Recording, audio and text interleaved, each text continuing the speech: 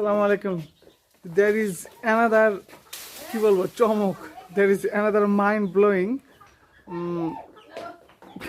কি বলবো, I don't know the English, but let's take a শুরুতেই ভিতরে ঢুকতে যেটা চোখে পড়লো সেটা হচ্ছে একটি গাছ এবং এটা হচ্ছে দোতলা বাড়ি। This two-storied building is made of mud. কত সুন্দর করে ডেকোরেশন করা আছে, দারুণ, অসাধারণ।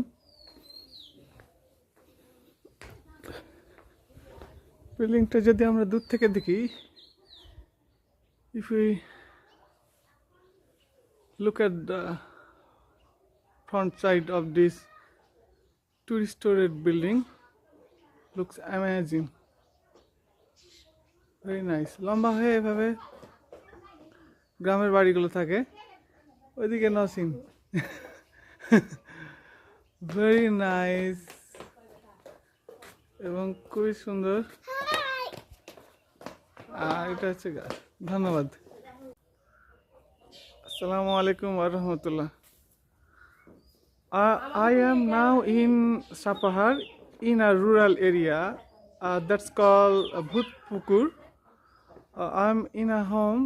Its a home is made of mud. So let's take a look. And it's a two-storied building. তো আমরা একটু দেখি। এটা হচ্ছে নিচতলা, সামনে হচ্ছে এটাকে বলা হয় ছাইচ। হ্যাঁ, এটা আমরা ঢাল বলি। ঢালের এখানে অনেকগুলো গাছ, আর ওপরে হচ্ছে দোতলা করার একটা প্রক্রিয়া চলছে।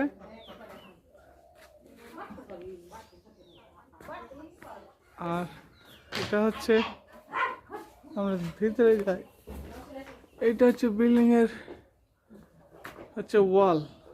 This wall is made of mud and in between the rooms there is a stairs. এখানে উপরে যাওয়া যাবে মনে হয়, দেখি একটু। এটা হচ্ছে সিঁড়ি।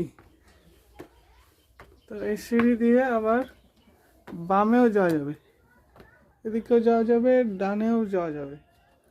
এবং এটা হচ্ছে উপরে টিন দেওয়া আছে, উপরে ভবিষ্যতে এটা দোতলা হবে। তাহলে আমরা বুঝলাম যে সিস্টেমটা কেমন। আসসালামু আলাইকুম। খুব সুন্দর একটি বাসা আমরা দেখাচ্ছি, গ্রামের বাসাগুলো কি